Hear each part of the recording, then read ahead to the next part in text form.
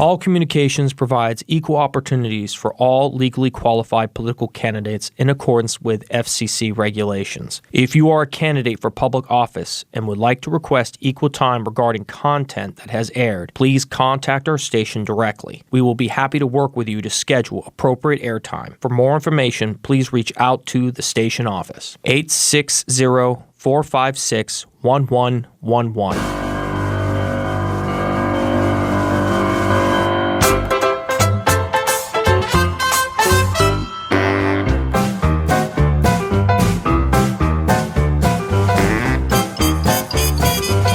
Hey, welcome to another episode of Windham Weekly here. It's Thursday afternoon at WILI. I'm your host, Ken Folan, the voice of Windham, along with my co-host, Mark Doyle, the heart of Windham. The heart of Windham, thank you. It's a black heart, but he has one. Anyway, we are here tonight. We have two powerhouse guests tonight. We're going to get right into it. Yeah, so this is the top chef's hours. Are we doing cooking today? Once again, Doyle, please, like a child, be seen and not heard unless asked. It's not that... Did I miss that spelling there? I'm sorry. Yeah, you missed that one too. I thought it was Anyway, top so chefs. tonight, we'd love to have your calls at 456-1400. Ask the questions that are on your mind or fill in the gap. We have from the Windham, woohoo, slip of the careful with that.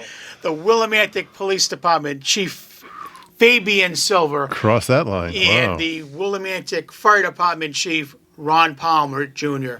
So two great guests. We welcome you to the show, guys. Thank you for having us. Thank you. Okay, I'm going to start off right away. Jump right in there, We'll Ken. start with the police chief, Chief Silva.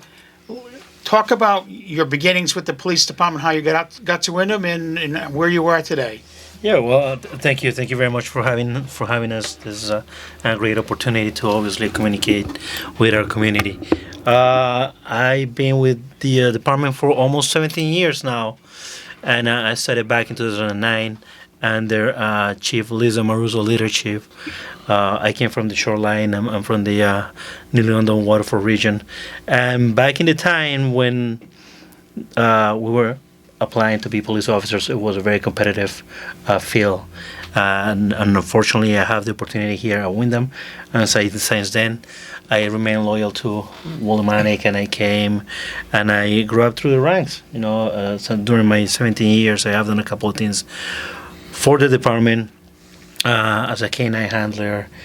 Has been part of the emergency response team as well. And I grew up through the ranks. As a corporal, sergeant, lieutenant, and now appointed as a chief. And, with great ideas, with great visions and goals, and hopefully keep pushing our department forward. Excellent. Lisa also came up through the ranks, as I recall, because I remember working with Lisa again way back in the early days on Crime Stoppers, where she was a sergeant and then she became a lieutenant. So Lisa's another one that, like you, came up through the ranks. We seem to have a history of chiefs that have come up through our ranks. Yes, it's very important for us because this is what really create the leadership that the department needs. Somebody that knows the department in and out. And us growing up through the ranks during all these years and during this career is what really help us to understand the needs of the department and the community, right? Sometimes when you get people from other departments that come into these high positions, they may have good intentions, they may have goals and visions as well, but they don't know the real roots of the issues that we have in our community, different than somebody who has been here for many years and understand the community and understand the police culture and our officers' efforts to continue making this community better.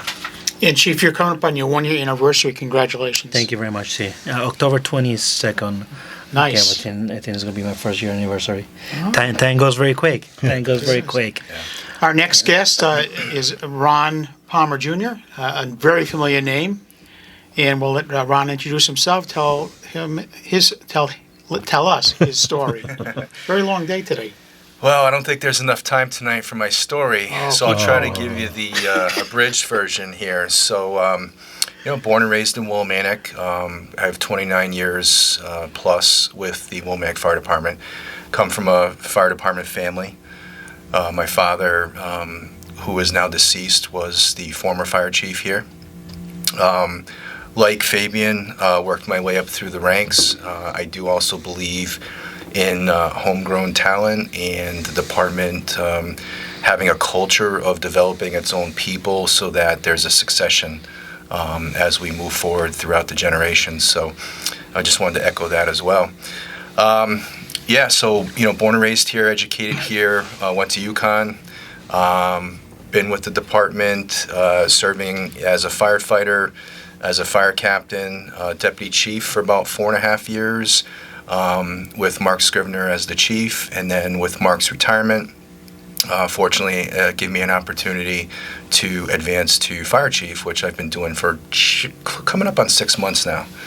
And that's another legacy, because as I recall, Mark Scrivener worked his way up from fireman all the way up to the department as well. Correct. Yep. So it seems to be a tradition. You're hiring from within, which is good. Yeah. We definitely want to keep that going, and we work really hard to develop our firefighters, give them opportunities to continue their education within the fire service, and to try to shape them to be ready for officership as they advance. Well, it speaks volumes for both departments in the community in general. If you get young men and women to come on in there, as rookies and love the community and love the job and stay committed to it and learn the ropes and work their way up the ladder, and they're willing to stay, and that says a lot for the current leadership with both you gentlemen and your predecessors, right? Yeah, agreed.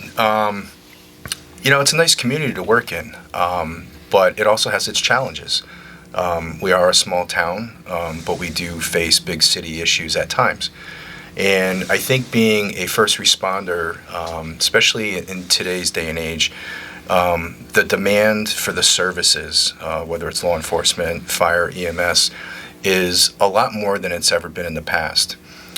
We're seeing response to incidents at all-time highs. Every year we're setting new records. We're exceeding benchmarks of previous years' call volumes. That says a lot. And if you look at how that affects the individual firefighter, it takes its toll on people. It definitely is a younger person's profession. So that's why it's important that we take care of ourselves, we take care of our bodies, so that we can get some longevity in the position. It's a return on investment for the town. When they hire us, we do want to see our employees work a full career and enjoy some form of retirement when they're done. Yeah. So outside of work, you each take a turn. What do you do to relax in your off time? I mean, you're not, watering the garden with a hose, right? Let's Yes, get your mind off. It is important, This is what we refer to officer wellness, and it is important to sometimes just leave work behind, at least for a few minutes. Unfortunately, in these positions, we are constantly in contact with whatever operations our department is going by. In my case, it's extremely hard to relax at home because I do have a 2-year-old daughter. So I do love to spend time with her. And family time is my relaxed time at home. Is spending time with my family. Since these careers requires a lot of sacrifice, not from only us but from them as well. Through many years in these roles, you lose a lot of times. Especially specific dates, birth dates, situations like that, where unfortunately, you have to work, you have to attend to a schedule. But now I try to take every single opportunity that I have to spend time with them. To me, it is important to just leave work behind and focus to a family. Besides that, I try to stay also physically active. I think it's important for us to stay healthy as much as possible. So workouts here and there when it's possible. It is a good opportunity. That's pretty much what it is. It's a 24/7 commitment, that's for sure. You never know when that radio is going to go off and you have to come back to town or what Absolutely. have you. Of course, yeah. Absolutely, it is. So that's why every single opportunity that you can spend with them is very precious. Right? Yeah. And you got a good number two, I would imagine. So if you do end up going somewhere where your wife and 2-year-old daughter somewhere, I mean, you got number two you can count on, I'm sure. Yes. My number two in this case is Deputy Chief Charles Miller. Yeah. So when we are away, let's say on a weekend, we're a little bit far away from work. then he knows that he stays here. So he goes away, then I know that stays here. So Perfect. we have, fortunately, we have a chain of command, same as the fire department. We have a chief, deputy chief. We have 3 very reliable lieutenants with a lot of experience, and then below them are our first line supervisors, which are sergeants and corporals. So we have a very structural and nice agency at this point that we can rely, even if number 1 and number 2 are not in place at that time. I have no doubt that one of our lieutenants, in this case probably the patrol commander, will have no issues handling whatever situation we incur at that time.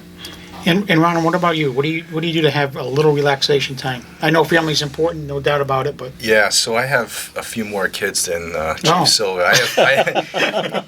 I have 4. I have 2 in college, and I have 2 younger ones still at home. So there's always something to do. There's always somewhere to be. But the one thing I do enjoy is playing softball. I have a baseball background growing up, so softball is what keeps me going. But as you know, that has a pretty definitive start and end period to it. So we're starting to come into football season. I'm really excited tonight to watch the opener The for the opening, yeah. NFL game. Neither of my teams are playing. However, I just like to watch football and do fantasy football on the ESPN app and stuff like that. So, as far as staying active, used to go to the gym quite a bit, but I think as you advance in the department, you take on more responsibility. It seems like you have less downtime. So I've kind of just settled to, just doing some light workouts in my basement just to, try to stay fit and whatnot. So that's pretty much it. I used to like to fish, but I haven't had time to do that. Kind of boring, I guess. So fishing's my escape. I That's was going for to say, sure. when you're like Ken, do you actually fish or do you actually catch them? You want to see pictures, story, all of the whales that I've gotten? I see the pictures that your son's caught. Yeah. God, these people, Unbelievable. he comes to this radio show, right? I give him a chance. I carry him. You know how you carry the slowest guy to make a part of that team. sure. Hey, this is what I'm doing here. But he's turning into a slug. Not That's someone. unbelievable. And I'm getting old to carry people like that. It's just. Oh, my goodness. Well, it's great because, and again, don't forget, folks, the Chief of Police, Fabian Silva, is here, and Chief of the Fire Department, Ron Palmer Jr., is here at 456-1400. They are huge leaders in our community in respective departments and as community members. So come on out, give us a call, 456-1400. What's the phone number for parking tickets, Ken? Doyle, you want me to give them your cell number? I don't know what the phone number is for parking tickets. You want to talk about the budget in the Board of Education, well, call Doyle. Yeah. He'll give you some numbers of whether they're real or not to the story. We mentioned earlier about men and women in the department. I don't know if it's just what I'm recalling from my memory.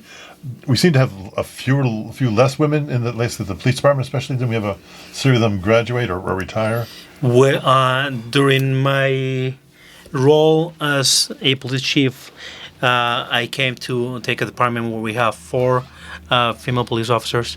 One of those is a supervisor right now. Unfortunately, before our last contract negotiations, we lose 2 females that decide to go to a different departments, and that's something that sometimes we can not avoid. Unfortunately, the police field is suffering from manpower, and this is a nationwide issue, not only Willimantic, not only Connecticut.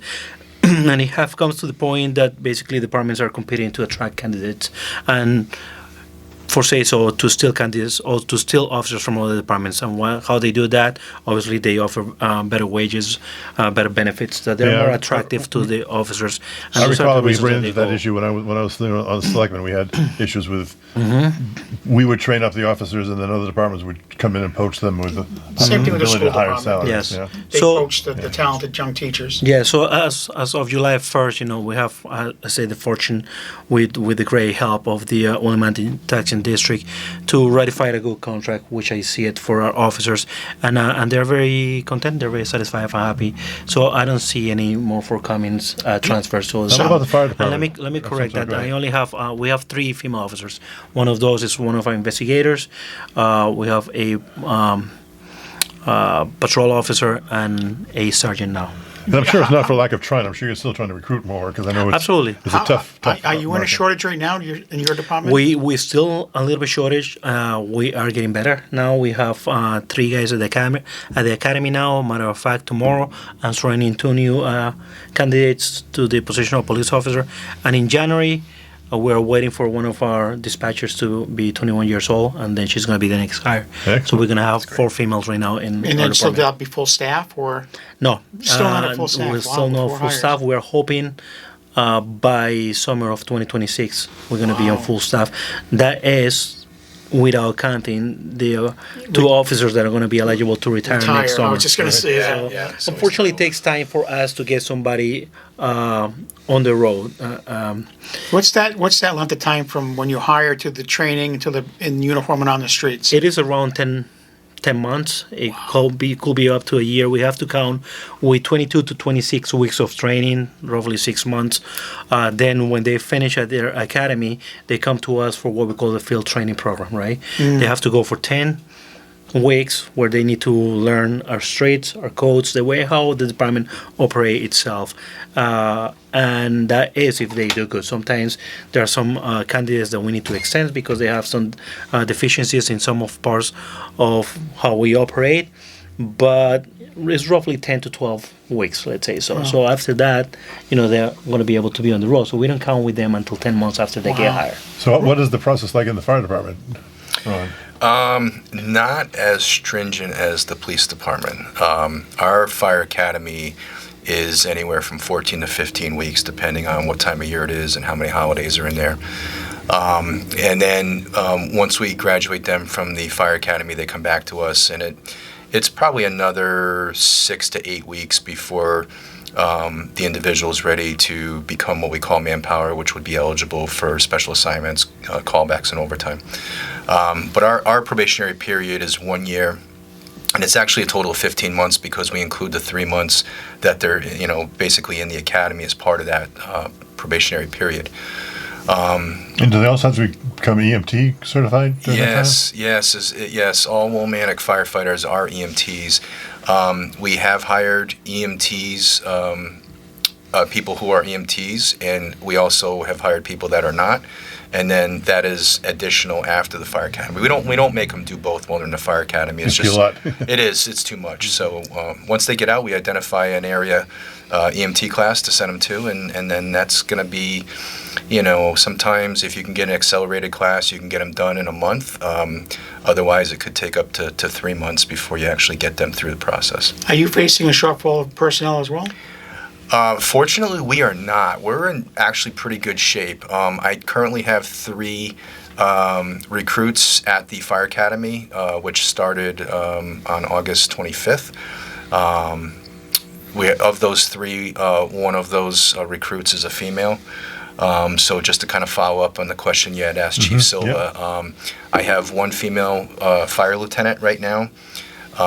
Previous to that, I did have a female firefighter leave to go work in another community for wages and benefits was the primary reason for her leaving. And then again, I have 1 currently in the fire academy. So, what is the schedule like nowadays? In my mind, my uncle used to be a fireman in Rhode Island, and you work X amount of days in a row, 24 hours, sleeping there and everything else, and you have a couple days off because a lot of those guys back in the day, I don't know if they do today, used to have a little side business, to supplement. It still happens. That's how that schedule is here? Yeah, so our schedule is we work 2 10-hour day shifts, followed by 2 14-hour night shifts, and then 4 days off. And that schedule moves up 1 day every week. So eventually you'll start to come in and work weekends, and then you work the holidays as they show up. If you're scheduled to work a holiday, you work the holiday. The 24-hour schedule is catching on. I believe Mansfield and the Yukon Fire Departments are the closest career fire departments to us that operate on that schedule. And there's many variations of that schedule, but our schedule has held fast at 2 10-hour days and 2 14-hour nights. What about is the police department strictly shifts, and then you hold them over if God forbid there's an emergency? Yes. So again, I'm actually, I am pleased to mention this because years ago I was a union president under the leadership of Chief Rosado, and I came out with an idea because back in that time we used to work under what we call the 5 and 2 schedule. 5 days working, 2 days off. We most likely rotating every 28 days. That was very difficult for officers. It was very hard for them to spend time at home because, reality is most of the people over there, they just have a regular schedule, Monday through Friday, with the weekends off. So because of that, officers didn't have too much time to spend time with their families. And as a union president back in that time, I explored different options. And I wasn't trying to reinvent the wheel, but I was exploring other schedules that other departments similar to our size were operating under. And I came out with the 5 and 3 schedule, which is something that the state police and other municipalities very similar to our size operate under. 5 days working, 3 days off. Back in that time, that didn't really work too much with us at that point because of manpower issues, and we were able to re-explore a new schedule called 5-2, 5-3. So 5 days working, 2 days off, 5 days working, 3 days off.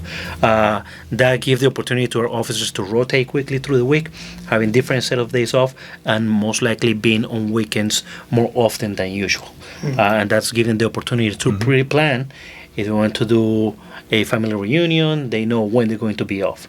So it's been a tremendous benefit for the personal life of our officers.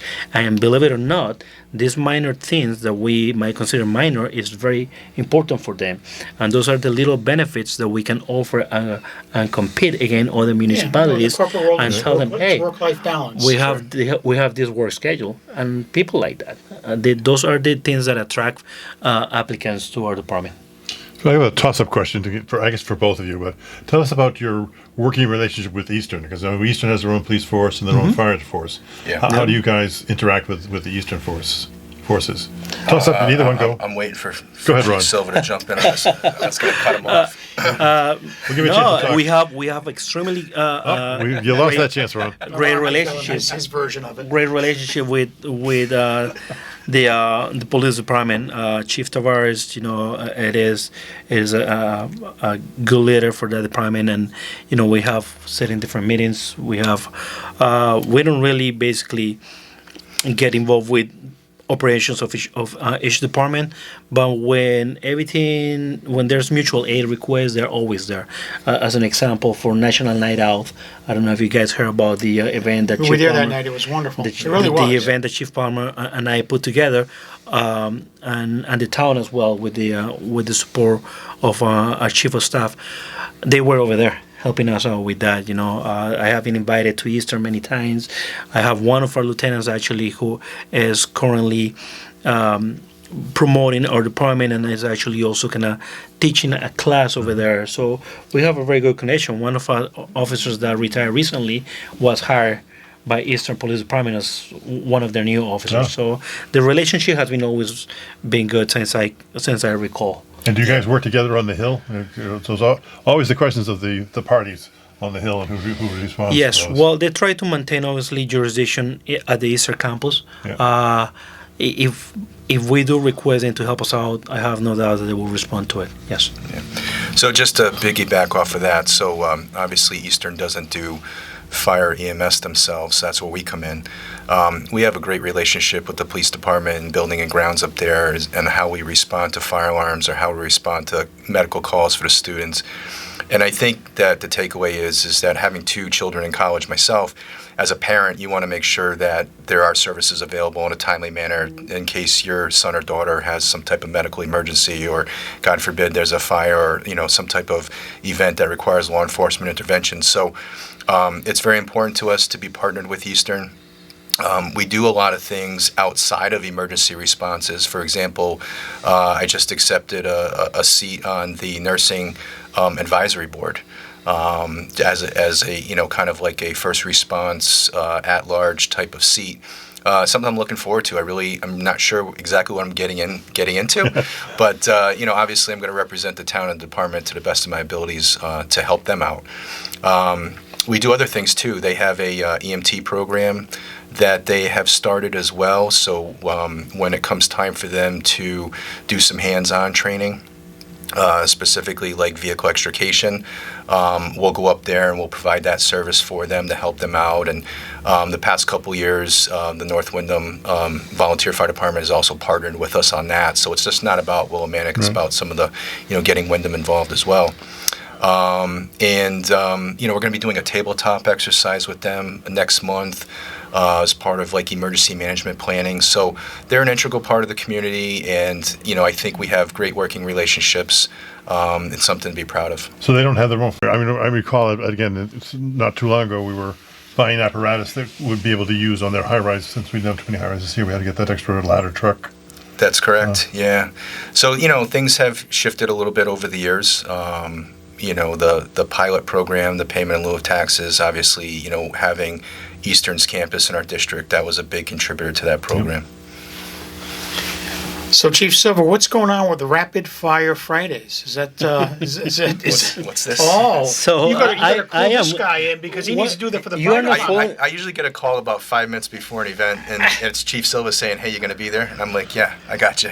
Listen, so you don't know about that, Chief Palmer? I'd like to hear the answer to the that question. That only means that you are not following our Willimantic Police Facebook page. He's not socially savvy like the voice of Windham here. I am not. So Ken, I am Neither trying. am I got lucky one day. Oh, look at I that. am very pro to community engagement, right? And I Yeah. believe this social media is a platform that can help us out to reach places sometimes that where we cannot be personal in person, right?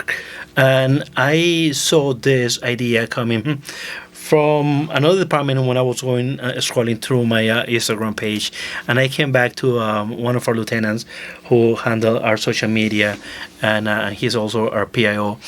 I say, how about we use this as a way to the community know their officers, know their background, know what they do, know where they came from, know the personal experience they have, know the educational background they have, and believe it or not, that took off. I was surprised.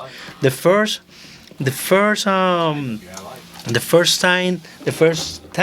officer that we have on it reached almost 17 to 18,000 views, and I have just received like extremely positive feedback from It's people pretty interesting to about get to know the guys that way. Had I known, had they done it back in your day, wouldn't have been our first interaction. Absolutely. So from now on, we're not going to stop. We're going to keep doing it. Well, we'll get to every Ron in Friday. just a few We're minutes gonna about get what we're going to to do with him and Mark on the Board of Ed. to get his firefighters. Hello, caller. Thank you for calling in. Hello. Yes, you got a question or comment? Yes, I do. Can I ask why can't you guys? All right, I understand. I don't know how many police. I don't know how many people are in the department or whatnot, but why can't you just, have an officer walk every once in a while downtown, or even get an e-bike and walk, patrol, because it's terrible, Is there a problem? You can't get an e-bike? You can't get out of the car and walk? So, You can't even go into the... Sir, are you more asking about more community policing in the streets instead of just driving in the car patrolling? Is that the question? Yes. Okay. Just go into the library and see what is going on at the library, I mean, why can't you just have an officer walk around every once in a while?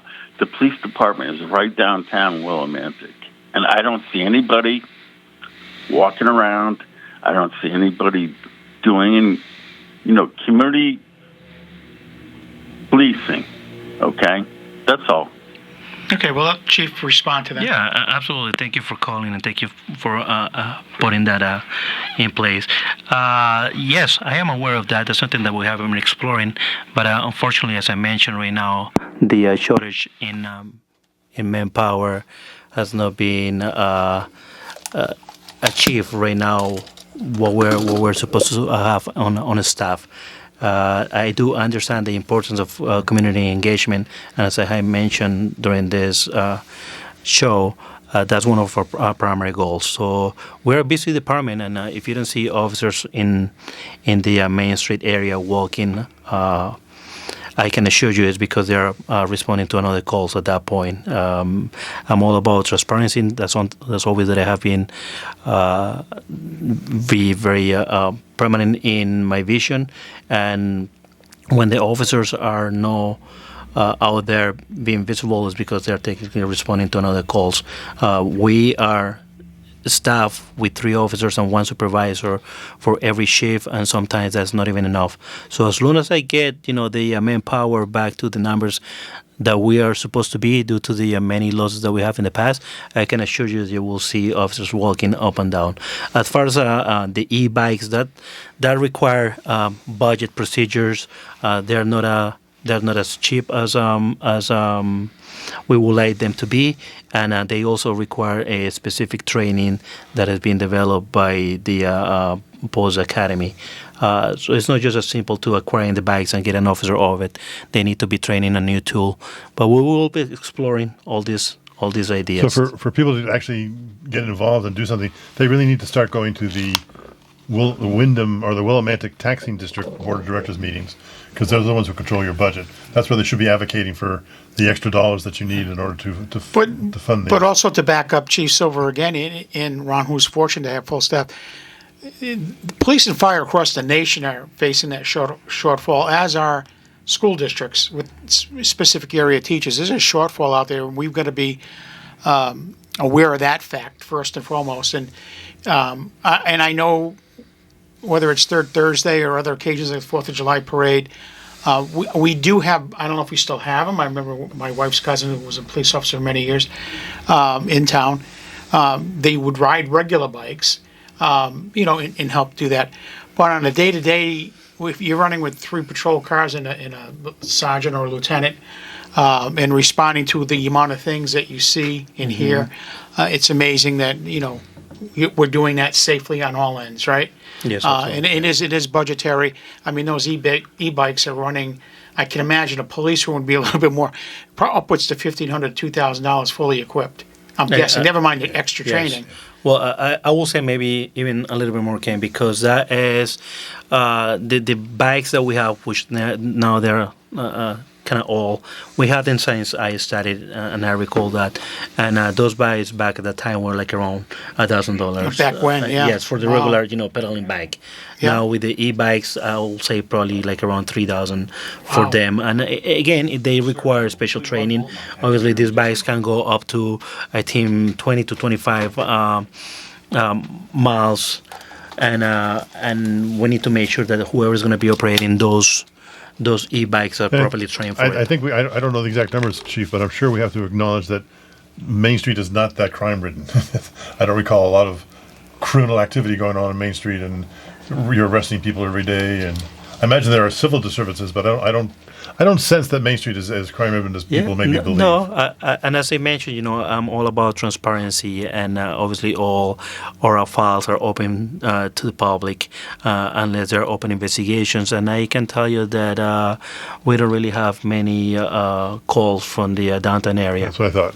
Okay, Go to the call. We have another caller for Windham Weekly. We have Chief Fabian Silver and Chief Ron Palmer from the fire department. Go ahead, caller. Yes, I just want to call and say just thank you to both the chiefs. And, as far as that guy making a comment about the officers being on Main Street, I understand, the budget restrictions and stuff. But this is a start. They're on the radio taking questions from the public. So thank you for the transparency, and thank you for what you do. Thank you, caller. We really appreciate that. Just to kind of go back to what Mark was saying, I think that if people don't realize, they do have an opportunity to attend our monthly board of directors meetings, and there is public comment carved out on those agendas. If there's issues, positive or negative, that the general public wants to speak on, you do have an opportunity to do that. We encourage it. Many times we go to these meetings and we're the only ones there. There's nobody from the public. So just wanted to follow up on that, Mark.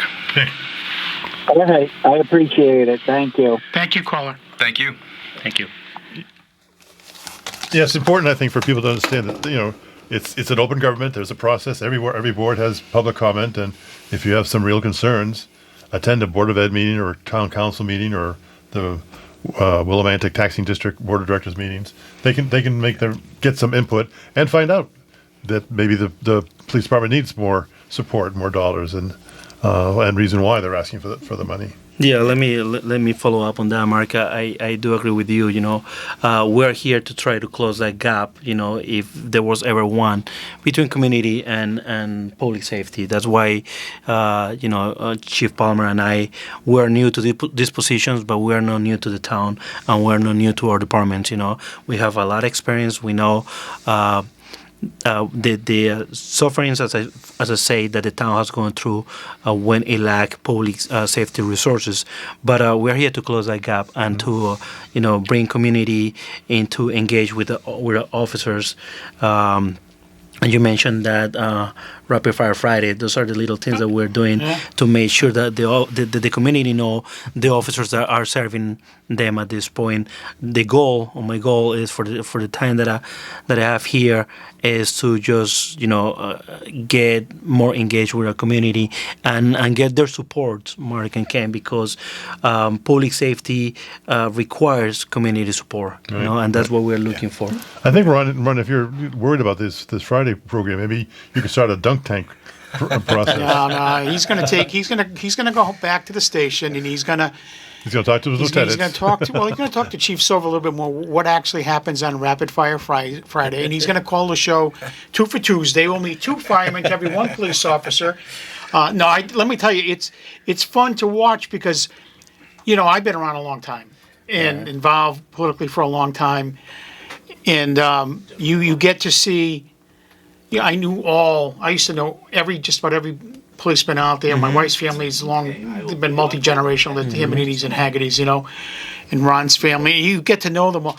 At this point now, I think I know the name of one patrolman, and this is one way of learning their faces and who they are. Yeah, there are many new officers. It's a new tool. There are many new officers Go now. Go ahead, caller, and thank you for calling Windham Weekly. Oh, hi. Good afternoon, dear.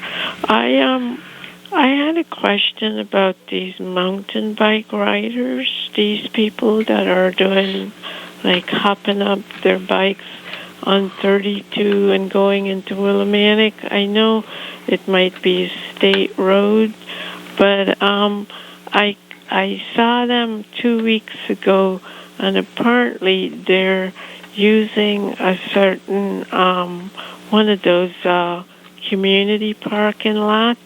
So they were bringing the bikes on the community in their trailer or their pickup, and they were parking at a community parking lot and riding on the road, 6 or 8 of them.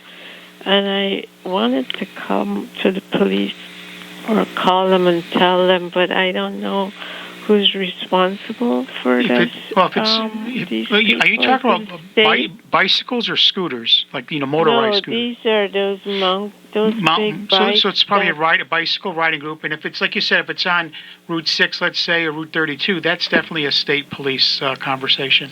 Yes, our jurisdiction goes on 32 or Windham Road up to what we call the IGA or Plains Road area.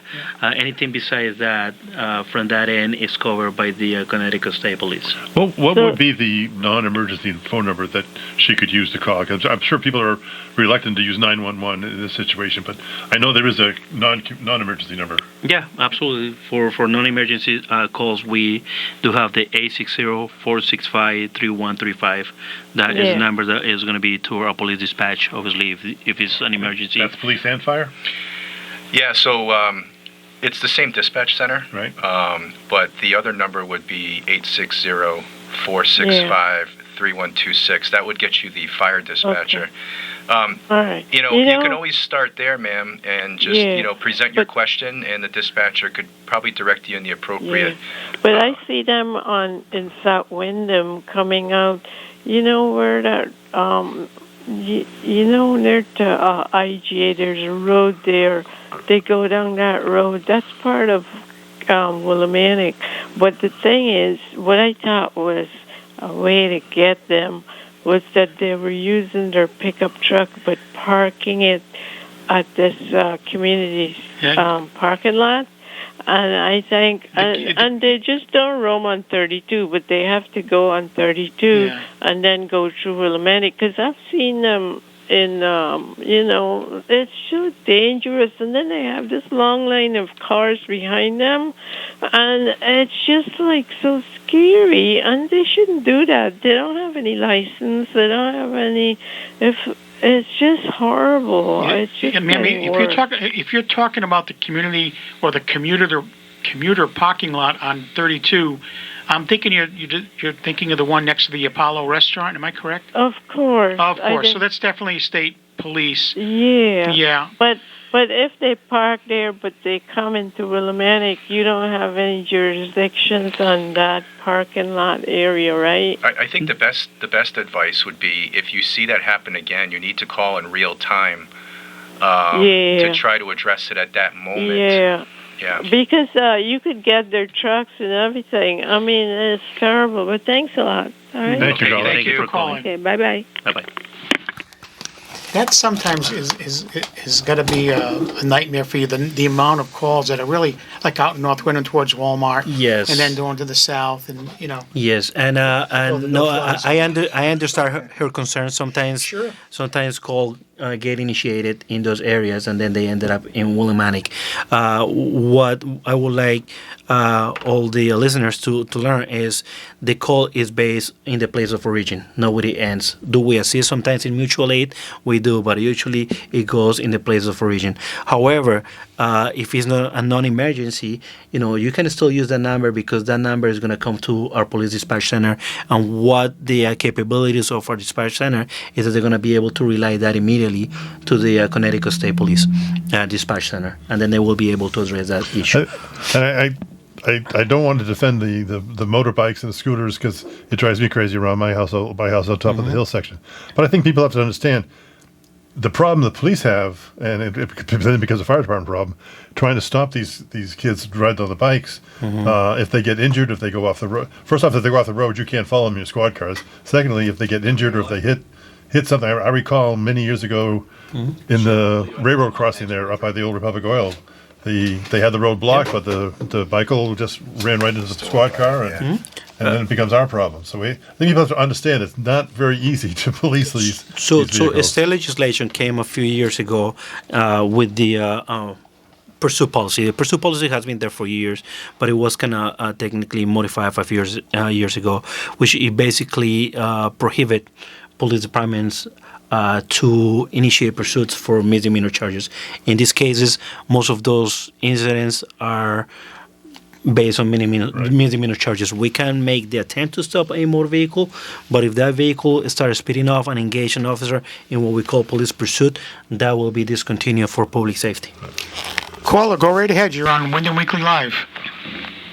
Hey, how you doing today? Doing great. Good. Just happened to listen to your show, and I hear a lot of calls, and we should probably educate the public. A lot of times there's dual sport motorcycles out there that are actually dirt bike, and they're registered and they're legal to be on the road. But if people assume that just because it's a dirt bike, that they assume that it's an illegal dirt bike. So I mean, a lot of the public doesn't really know that. They just look at it as a motocross bike. They see it, but some of them are registered legitimately, and they do travel the public roads like anybody else.